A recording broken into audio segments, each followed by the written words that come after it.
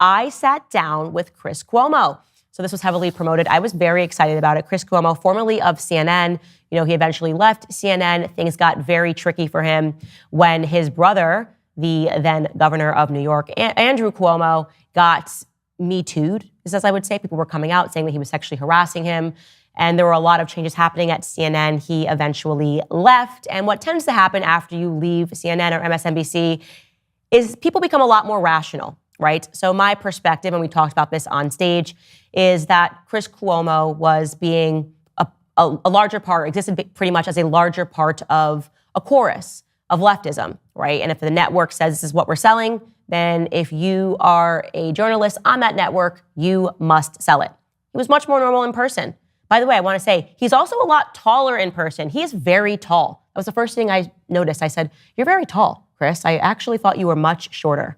I know that everyone thinks that we're shorter on TV screens, but he's very tall. Like, I would put him at about 6'3", which I think is quite shocking. Anyways, we sat down, and Chris could not help being Chris. I want to give him credit for showing up and sitting down next to me, which most people would not even do if they were on the left.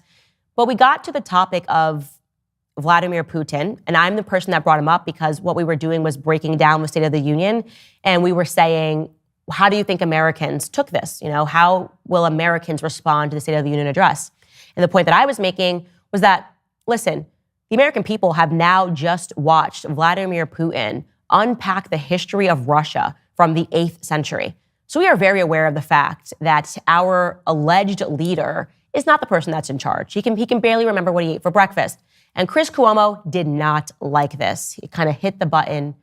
Putin bad, Orange Man bad, Putin, Orange Man always bad. Take a listen. You also have to recognize that Tucker just went over and interviewed Vladimir Putin. And this is significant because then you saw what it looks like when somebody not only has the mental faculty, I mean, irrespective of what you thought about the interview, you cannot, you are forced to acknowledge that he's an incredibly smart person. I mean, he started in the 8th century.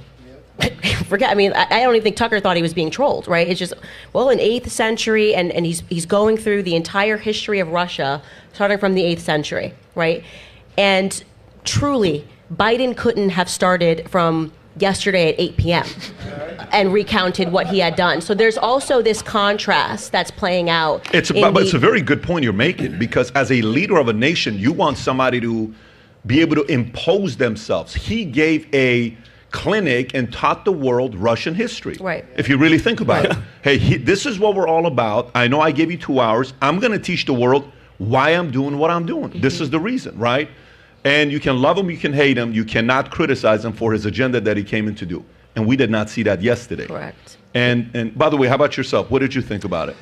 I think that it is not good that you're using Vladimir Putin as some type of positive attribute metaphor for a leader. That's not what I did at all. Well, you're saying that people have just seen, he's smart. He is smart. So why would you not acknowledge someone smart? What does that do? Does that make me a Putin supporter? Because you're clearly smart. No, if you can sit down and unpack Russian history from the 8th century, what do you mean? What the point? The point is to say that the entire world can now see this contrast of a man who can't remember what happened 2 hours ago, who still thinks that his son is alive, sadly, and often brings up his son as if he's still alive.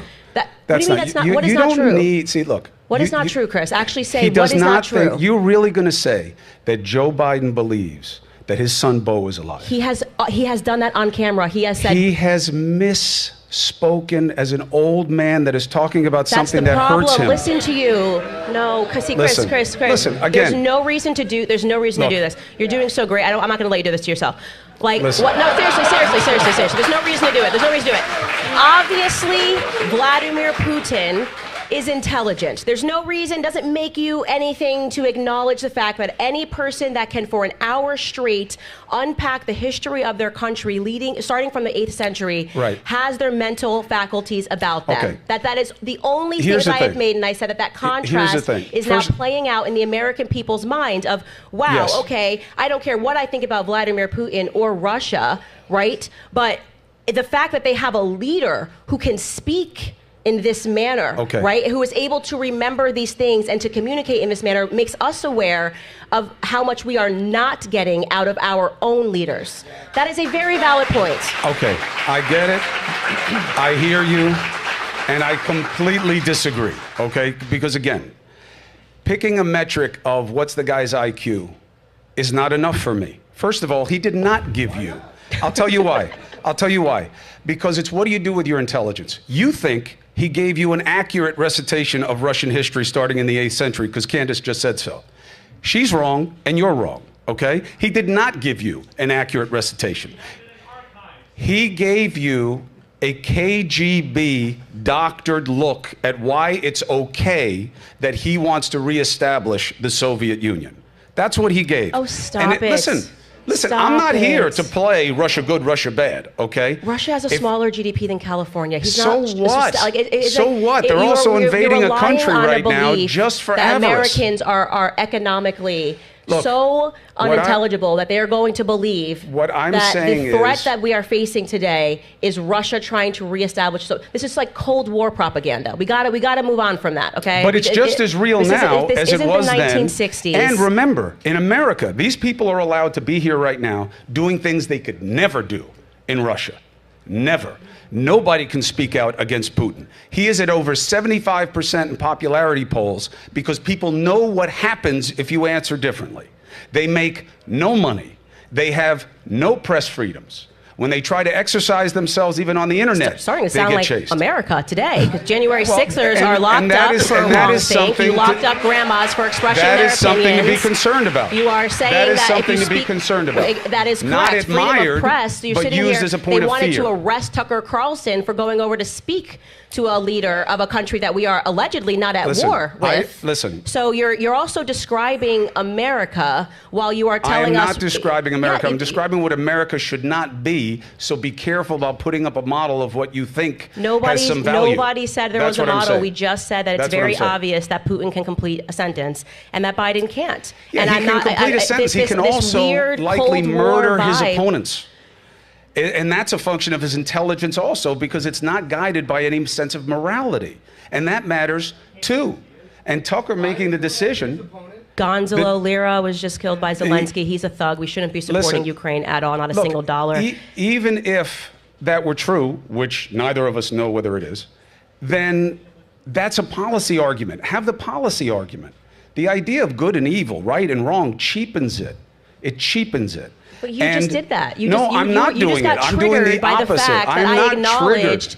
What are you, 19? We're using 19-year-old woke language now that I'm triggered? Okay, I'm not triggered. I got my legs crossed. It means I'm comfortable. Okay, well, you just seemed a little triggered. I don't like setting up Putin as a model. I didn't. Nobody here, everyone is listening to what I said, and I'm going to not just double down, I'm going to triple down, quadruple down on the fact that it's very obvious to the American people that our leaders are extremely lackluster, and that has been made even more abundantly clear after having watched Tucker Carlson sit across from Vladimir Putin, which was heroic on his part, because we are tired of being propagandized. We are tired of people pretending, if you live in Russia, there's going to be so much propaganda. There's so much propaganda here. I agree. Okay, we are suffering from the exact same things that you accuse Vladimir Putin of doing. I agree. Locking up people's opponents, right? I agree. I don't agree with locking up their opponents. FBI agents showing up on American people's doorsteps because they attended a rally on January 6th. 3 of my friends had FBI agents. They didn't even step foot in the Capitol, okay? Had FBI agents show up because they wanted any person that even showed up to hear Trump speak on January 6th to feel threatened by that, because the establishment said that you weren't allowed to support Donald Trump.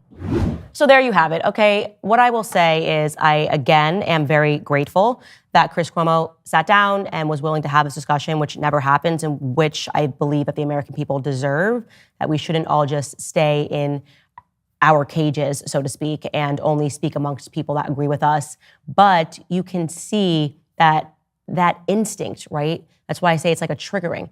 There's such an instinct there to not even allow us to have conversations about certain characters around the world. And I would double, triple, quadruple down on the idea that what they describe happening in Russia is now very much what is happening here in America. And it's the reason that I have a platform, because I'm willing to stand up and say, stop telling us to be afraid of Vladimir Putin and not afraid of our own government agencies who have been overstepping for a very long time. Hey guys, if you like this video, you will definitely like the full episode even better. You can find it by clicking right here.